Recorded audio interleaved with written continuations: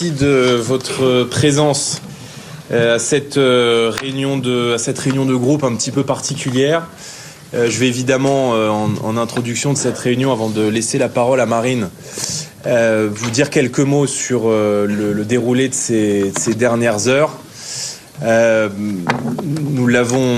Marine l'a exprimé hier soir, je l'ai exprimé ce matin. Vous avez été très nombreux à vous exprimer sur ce sujet, sur les réseaux sociaux, dans les médias, en vous faisant aussi l'écho de l'indignation des millions de Français qui ont regardé cette décision hier et qui ont regardé cette journée du 31 mars 2025 qui, à l'évidence, va rester dans l'histoire de la démocratie française comme une date extrêmement sombre, date où des juges ont décidé de manière partiale, partisane, de fausser la grille de départ, en tout cas d'essayer de fausser la grille de départ de la prochaine élection présidentielle, dans ce qui apparaît comme une négation de l'état de droit.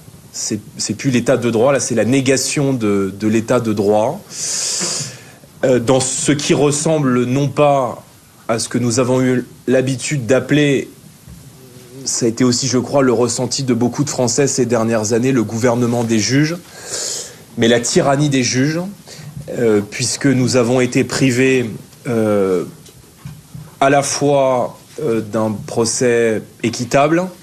Ça avait été rappelé pendant le déroulé du procès il y a plusieurs semaines. Souvenez-vous de cette procureure qui avait, s'agissant de l'un des dossiers, notamment de celui de Jean-François Jalc, sur lequel elle n'avait pas d'éléments, indiqué que ça lui ferait trop mal de demander la relaxe, qui dit tout, d'ailleurs, de la manière dont nous avons, dans notre ensemble, été considérés, à commencer évidemment par nous, par Marine, par le parti dans ce traité, dans ce dossier.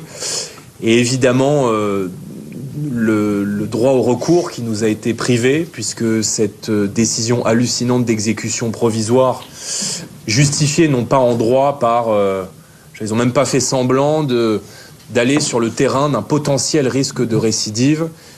C'est un lien très clair et assumé avec la prochaine élection présidentielle, qui consiste à dire il y a un risque de trouble à l'ordre public si Marine Le Pen est élue présidente de la République, alors qu'elle a été condamnée en première instance, faisant fi d'ailleurs de toute possibilité d'appel. Nous devons rappeler sans cesse que s'il existe des cours d'appel, c'est parce que les tribunaux de première instance peuvent se tromper, et que s'il est prévu la possibilité de se pourvoir en cassation, c'est parce qu'il peut y avoir aussi des erreurs commises, non pas seulement en première instance, mais aussi en appel. Je crois pouvoir dire que nous n'avons jamais vu une motivation aussi politique que celle qui a été exprimée hier par le tribunal. Cette décision nous prive de manière absolument ahurissante d'un deuxième degré de juridiction, s'agissant de la peine d'inéligibilité. Et je crois que beaucoup de Français ont été pas seulement indignés, mais ils ont été touchés hier de ce qui s'est passé.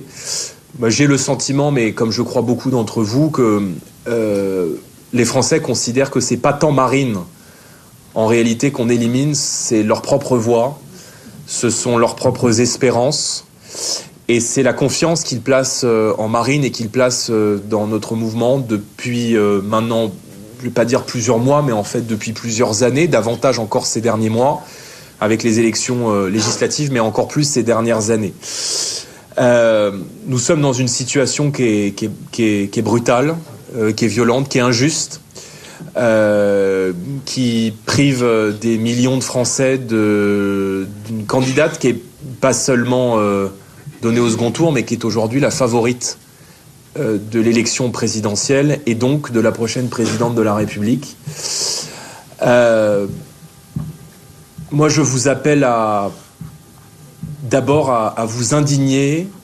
Je crois que des millions de Français sont indignés, et notre rôle est aussi de permettre aux Français qui sont en colère de s'exprimer pacifiquement, démocratiquement, contre ce qui leur apparaît comme une décision, non pas de justice, mais d'injustice, et comme une décision qui est disproportionnée.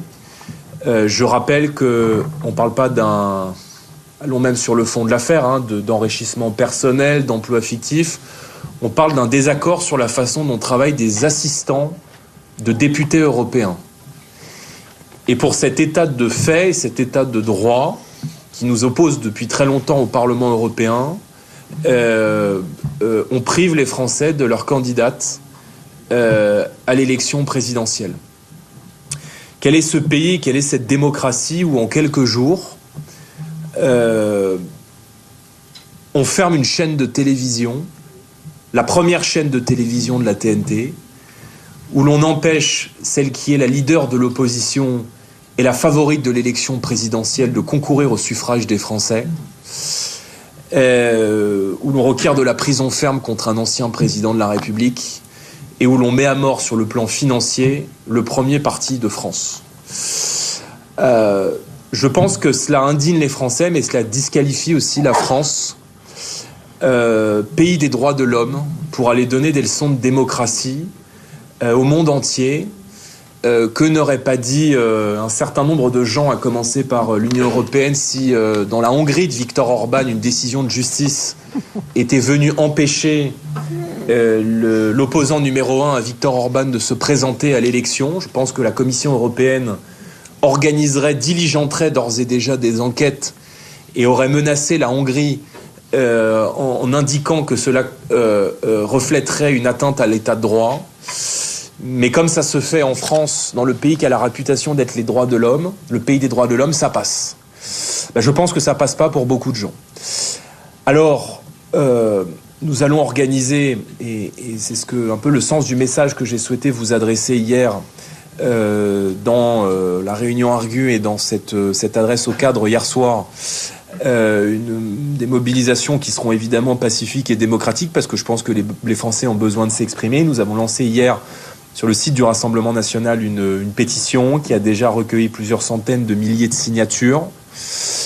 Ce week-end, il y aura des opérations de tractage et des points de rencontre qui seront organisés partout en France.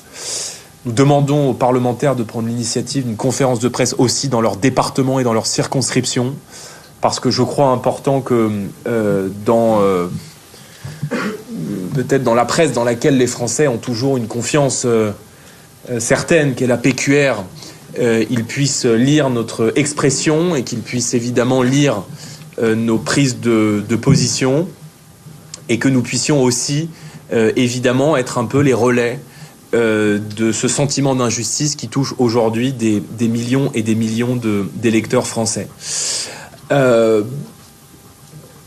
L'audience du 20h de TF1 d'hier soir, au-delà des signatures sur notre site internet, je pense témoigne de cette indignation. Il y a près de 8 millions de Français qui ont regardé le JT de TF1 hier soir, c'est considérable. Je ne sais pas s'ils ont été 8 millions à nous écouter ce matin sur CNews et sur Europe 1, mais en tout cas, les Français nous attendent, les Français nous écoutent, et je crois que c'est extrêmement important que tout le monde soit sur le pont, que nous fassions bloc. Je dois dire que j'ai été encore très impressionné à la fois par la prestation et par la solidité de Marine hier soir.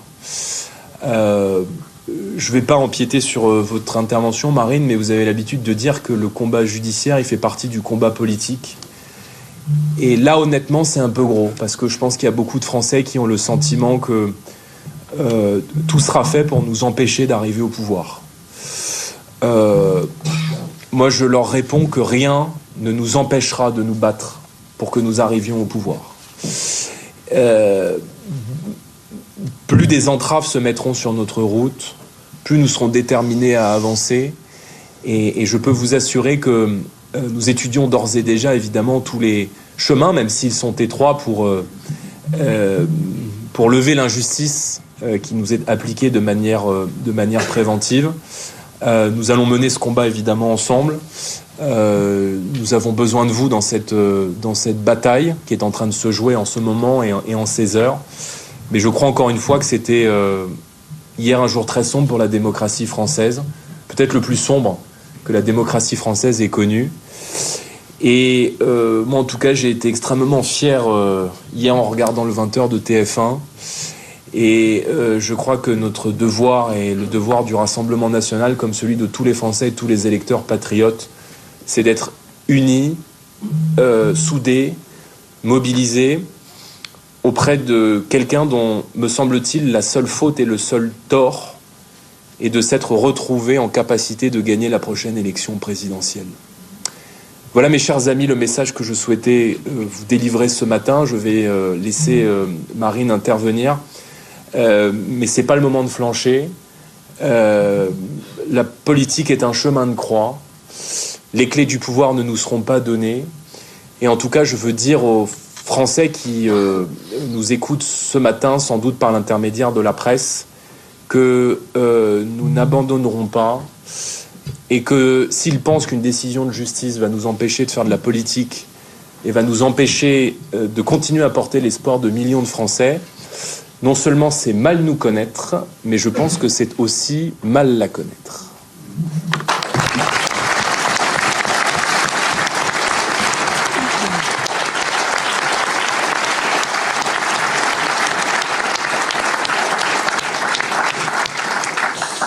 Merci beaucoup Jordan pour cette introduction. D'abord, merci à tous. Merci de vos marques de soutien, de vos marques d'affection. Le système a sorti la bombe nucléaire.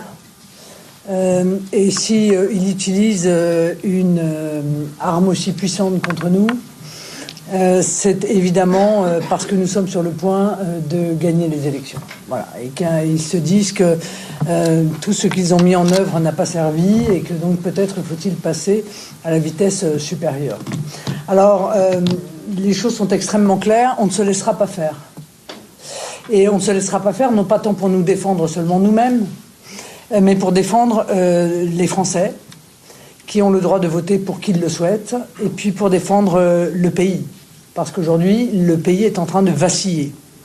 Il vacille sur ses principes, il vacille sur ses valeurs, et tous ceux qui n'ont que l'état de droit à la bouche sont en général ceux qui sont les premiers à chercher à violer cet état de droit.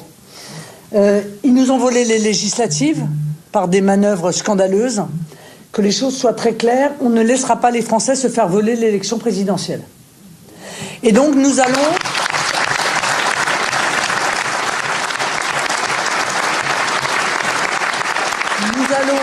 nous défendre, nous allons user de tous les moyens qui sont à notre disposition pour permettre aux Français de choisir leurs futurs dirigeants, et nous allons gagner. Voilà, parce que la vérité et la justice doivent gagner, et que ce qui vient de se dérouler est un tel scandale démocratique, une telle honte, une telle tache sur notre pays. Jordan a raison de le rappeler. À qui allons-nous pouvoir demain donner la moindre leçon de démocratie dans le monde? À qui? Comment vont-ils pouvoir défendre M. Navalny? Comment vont-ils pouvoir défendre l'opposant principal de M. Erdogan, qui est actuellement emprisonné?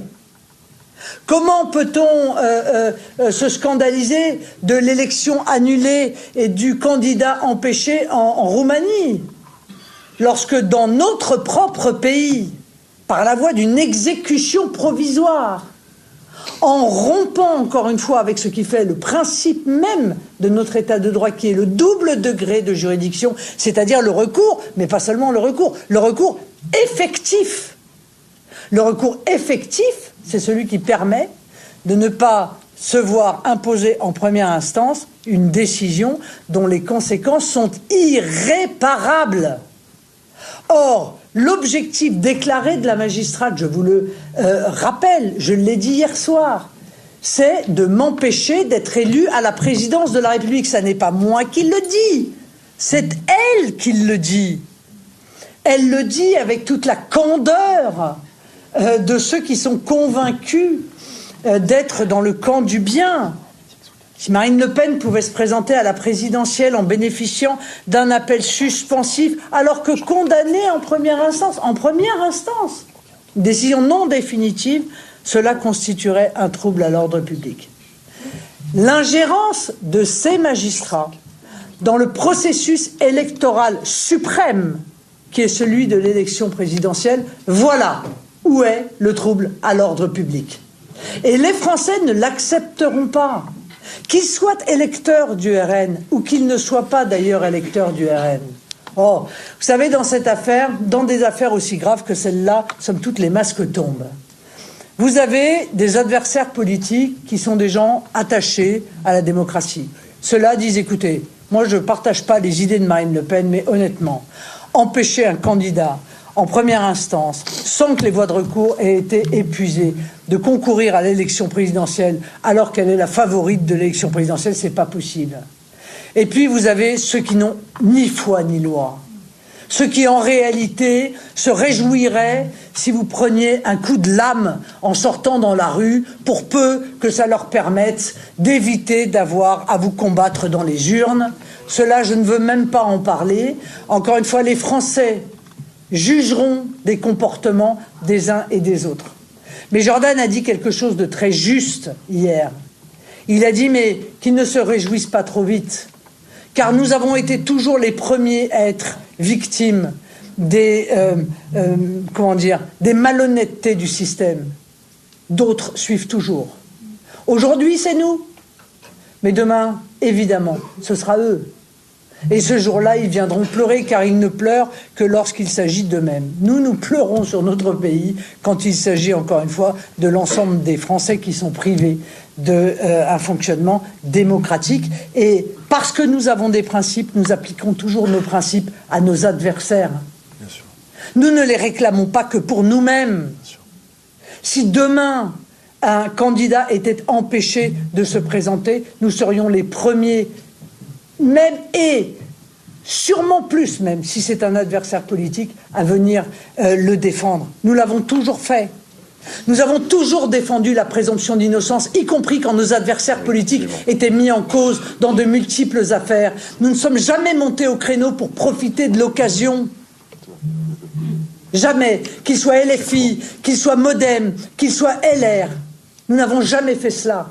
Nous n'avons jamais crié avec les loups parce que nous sommes attachés à la présomption d'innocence.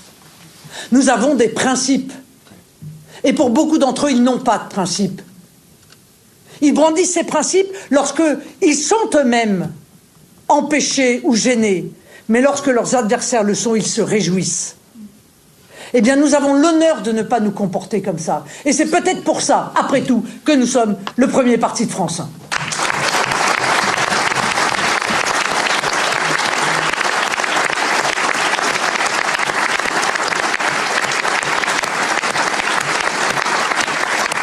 Alors, mes chers amis, vous le savez, nous contestons formellement les accusations qui ont été portées contre nous et qui font l'objet de ce procès. Procès dont je vous rappelle qu'il a été engagé par des adversaires politiques. M. Schulz, président socialiste du Parlement européen, main dans la main avec Mme Taubira, donc je n'ai pas besoin de vous rappeler tout de même qu'elle est une opposante absolument farouche de notre mouvement. Nous avons dit, écoutez, on va accorder un bénéfice, le bénéfice du doute, tiens, aux magistrats qui vont nous juger, en pensant que peut-être ne vont-ils pas nous juger politiquement. Mon doute a duré 2 heures. Au bout de 2 heures d'audience, le premier jour, j'ai compris que nous ne serions pas jugés normalement. Et l'intégralité de la rédaction de ce jugement est une folie. J'espère que les juristes vont se pencher sur la rédaction de ce jugement, qui est une folie. Une folie parce que, encore une fois, le droit est tordu, parce que l'élection présidentielle est l'objectif assumé des magistrats. Après tout, la magistrate aurait pu dire je mets l'exécution provisoire pour l'empêcher d'être candidate aux élections. C'était déjà honteux, mais c'était plus général. Mais là, la magistrate, elle enjambe les élections municipales. Elle enjambe les potentielles élections législatives anticipées pour dire non, je mets l'exécution provisoire pour l'empêcher d'être candidate et d'être élue à l'élection présidentielle. Parce que moi, magistrate de première instance, je n'admets pas l'idée que les Français puissent élire quelqu'un que j'ai condamné en première instance. Mais qui est souverain dans notre pays, en fait? C'est le peuple? Ou c'est les magistrats, ces magistrats de première instance? C'est quand même une vraie question. Il me semble que c'est le peuple. Et par conséquent, vouloir forcer, tordre le bras des électeurs en disant « vous risquez de voter pour elle, alors je vais vous dire quoi, moi je considère que je m'autorise le pouvoir de vous interdire de le faire. » Mais c'est une honte absolue. Il n'y a pas un seul pays, en réalité, dans lequel les choses se déroulent ainsi. Donc, cette justification est la justification politique par excellence. Donc, quand on me dit c'est une décision judiciaire, non, c'est une décision politique. Et c'est la magistrate qui le dit elle-même. Mais il n'y a pas que ça. Il y a 10 raisons de se scandaliser de ce jugement. Au passage, je rappelle que ce jugement, les avocats ne l'ont pas eu. Ils l'ont eu ce matin à 9h30 du matin. Ouais, 9h. Mais hier soir, tous les journalistes avaient le jugement. Bon, ça n'est qu'un élément supplémentaire, mais enfin, c'est un élément quand même assez révélateur. Hein. Moi, je suis arrivé sur le 20h, M. Boulot. M. Boulot avait le jugement. Mes avocats ne l'avaient pas. Ils l'ont eu ce matin à 9h30 du matin. Mais, je veux dire, c'est... Encore une fois, c'est vraiment une caricature, en quelque sorte, de l'abandon de tout principe, de toute valeur, de tout fonctionnement démocratique, de tout la violation de toutes les règles de fonctionnement de nos institutions. Mais il n'y a pas que ça, je vous dis, il y en a beaucoup d'autres. Il y a une criminalisation dans ce jugement, en fait, des droits de la défense. C'est-à-dire que si vous vous défendez, eh bien, je vais vous condamner 2 fois plus durement. Mais il me semble que les droits de la défense, le principe même, c'est de pouvoir se défendre. Eh bien non, vous n'avez pas le droit de vous défendre. Voilà. Et le simple fait de se défendre, eh bien, justifie la condamnation à mort. Mais ça existe où, ça? En fait, juste dans quel pays ça existe, ce type de fonctionnement? On nous a même reproché d'avoir défendu l'idée que les faits qui étaient soumis au tribunal étaient prescrits. Non mais pardon, vous nous direz la prochaine fois, vous nous ferez la liste de ce qu'on a le droit de dire. Peut-être faut-il arriver avec la robe de bure, à genoux et la corde au cou pour vous faciliter le travail. Ben non, on ne va pas faciliter le travail. Parce que nous considérons, encore une fois, qu'il y a énormément de choses à dire sur le fond de ce dossier et que ce dossier a été utilisé en réalité exactement dans le but qui est intervenu hier. Le seul objectif, c'était celui-là. Alors, mes chers amis, on va nous dire il ne faut pas contester les décisions de justice. Bon, en l'occurrence, ce n'est pas une décision de justice, ça tombe bien. Donc, du coup, on a le droit de la critiquer. Mais qu'est-ce que c'est aussi que ce système qui consiste à dire vous n'avez le droit de dire, vous n'avez le droit de ne rien dire, vous n'avez pas le droit de vous défendre parce que vous n'avez pas le droit de contester les décisions de justice. Ben, à ce moment-là, il faut qu'il supprime l'appel, puis accessoirement la cassation, parce que si on n'a pas le droit de contester une décision de justice, alors supprimons les degrés de juridiction. Puis après tout, supprimons le procès, puisque de toute façon, vous êtes obligé de plaider coupable. Par conséquent, pourquoi s'ennuyer à passer 2 mois, comme je l'ai fait dans une salle d'audience, pour pouvoir développer des arguments que la présidente semblait clairement ne pas vouloir entendre. Cette affaire, je ne peux m'empêcher de la mettre en résonance avec le communiqué du syndicat de la magistrature qui a été diffusé au mois de juin dernier. Au mois de juin dernier, le syndicat de la magistrature en appelle aux magistrats et aux magistrates, pas aux électeurs, pas aux citoyens, aux magistrats et aux magistrates pour empêcher le Rassemblement national d'accéder au pouvoir. Ce matin, on explique que les magistrats font l'objet de menaces. Je trouve qu'il est scandaleux que ces magistrats fassent l'objet de menaces, que les choses soient très claires. D'injures, de menaces. C'est inadmissible. Nous faisons tous l'objet d'injures et de menaces. Toute personne tout responsable politique, tout journaliste, tout écrivain, tout magistrat, aujourd'hui, dans notre société, qui prend une position quelle qu'elle soit, se fait menacer, se fait injurier. Est-ce qu'on s'en félicite? Pas du tout. On le déplore. Mais c'est, hélas, devenu d'une grande banalité.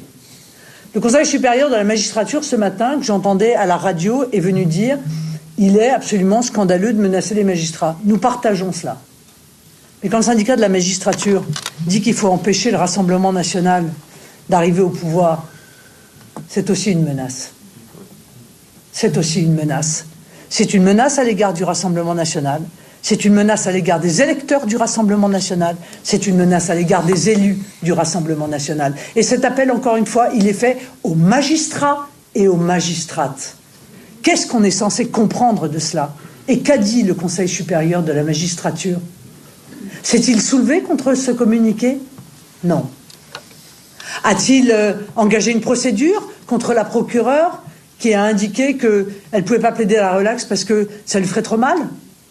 Rompant ainsi avec la neutralité qui s'applique aussi au parquet, pas seulement au juge du siège. Ça s'applique aussi au parquet. Non, on n'a rien entendu du Conseil supérieur de la magistrature. Donc, ce deux poids, deux mesures, je le dis poliment, est évidemment perçu, nous l'avons compris, et nous ne nous soumettrons pas à cela. Donc, de manière pacifique, de manière démocratique, nous allons défendre nos droits, mais nous allons aussi défendre les droits de nos électeurs. Et le premier de ces droits l'a rappelé le Conseil constitutionnel dans une réserve d'interprétation. Il y a quelques jours de cela, c'est le droit de voter librement. C'est le premier des droits dans une démocratie. Voter librement. Car si l'on ne vote pas librement, eh bien à ce moment-là, on n'est plus véritablement dans une démocratie. Si ce sont les dirigeants politiques ou des magistrats qui décident qui peut se présenter et pour qui les Français peuvent voter, alors nous ne sommes plus dans une démocratie. Voilà. Nous allons donc nous battre. Tous les moyens de droit seront analysés et utilisés. M. Schottel a fait une tribune hier pour dire que la décision du tribunal s'asseyait sur la décision du Conseil constitutionnel. C'est un petit peu problématique pour l'état de droit quand même, parce que les amoureux de l'état de droit devraient savoir que les décisions du Conseil constitutionnel s'appliquent immédiatement à l'intégralité des juridictions, qu'elles soient judiciaires ou administratives. Voilà peut-être un chemin étroit que nous ne manquerons pas de prendre. Nous allons bien entendu réclamer qu'un appel se déroule dans les plus brefs délais, car nous n'avons pas la maîtrise de cela, bien sûr. C'est sûr que c'est évident que quand celui qui a la bouée de sauvetage, c'est votre adversaire politique, c'est un peu compliqué, quoi. Vous vous dites, est-ce qu'il va la lancer? Quand est-ce qu'il va la lancer? Est-ce qu'il va pas la lancer trop tard? Enfin, on peut se permettre quand même de se poser la question. Et puis, il y a peut-être aussi une voie législative. Puisque j'ai entendu ce matin Éric Ciotti, scandalisé comme nous par cette décision, qui a évoqué une potentielle voie législative que nous allons donc analyser de très près. Donc la défense de nos électeurs, la défense de notre mouvement, qui, je vous le rappelle, a été victime d'une condamnation, d'une lourdeur financière qui engage son avenir, parce que c'est ceinture et bretelles, hein. Il ne s'agit pas seulement d'éliminer la candidate à la présidentielle. Si on peut tuer le parti en même temps, bon, hein, comme ça on est bien sûr qu'il n'y a pas de possibilité. Hein, se sont dit manifestement les magistrats. Donc nous allons là aussi nous battre contre cette condamnation qui nous apparaît tout à fait contraire par ailleurs à la jurisprudence. Je n'ose d'ailleurs défendre quelques arguments de peur d'être immédiatement considéré comme coupable et condamné peut-être 2 fois plus, mais on va quand même tenter. On va pas se laisser impressionner. Donc, pour résumer mon propos, et on vous adressera bien entendu l'ensemble des éléments d'analyse de ce jugement. Ceux qui sont en train de l'analyser ont les yeux qui sortent de la tête, vraiment, hein, et pour un peu qu'ils soient juristes, ils sont au bord de l'apoplexie, tellement c'est énorme. Mais on vous donnera tous ces éléments-là. Mais pour conclure, je vais vous dire que surtout, ne vous laissez pas intimider. Voilà, ne vous laissez pas démoraliser. Quand la décision arrive, elle est dure, mais elle est dure parce qu'elle est injuste et que en réalité, vous connaissez très bien cette phrase de Montesquieu. Il n'y a point de plus cruelle tyrannie que celle que l'on exerce à l'ombre des lois et sous les couleurs de la justice. C'est-à-dire que quand l'injustice vient directement de ceux qui sont censés rendre la justice, il est évident qu'elle est plus insupportable encore que n'importe quelle autre injustice. Mais cette indignation, cette blessure, il faut s'en servir. C'est un moteur. Voilà. C'est un moteur de motivation, c'est un moteur de persévérance.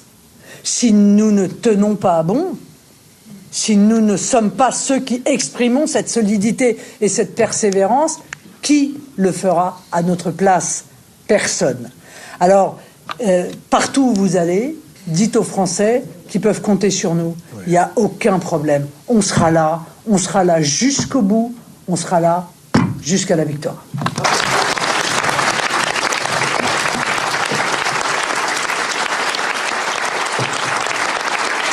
Ce qui s'est passé aujourd'hui n'est pas simplement une décision politique, mais une ligne qui a été tracée au cœur même de la démocratie française. La décision prise contre Marine Le Pen ne vise pas seulement une personne, elle cherche à faire taire la voix de millions de citoyens qui lui font confiance. Mais la vraie question est la suivante, peut-on vraiment faire taire une voix? Une décision peut-elle changer la volonté du peuple? Pour les soutiens du Rassemblement national, ce moment n'est pas seulement une épreuve, c'est un tournant. Plus les obstacles se multiplient, plus ce mouvement affirme sa détermination à avancer. Dans les jours, les semaines et les mois à venir, tous les regards seront tournés vers une seule chose, cette décision est-elle vraiment définitive, ou l'histoire ne fait-elle que commencer? Une chose est certaine, ce combat dépasse désormais la politique, il devient une lutte pour la confiance, les droits et la voix du peuple. Et quand une voix s'élève, il n'est jamais facile de la faire taire.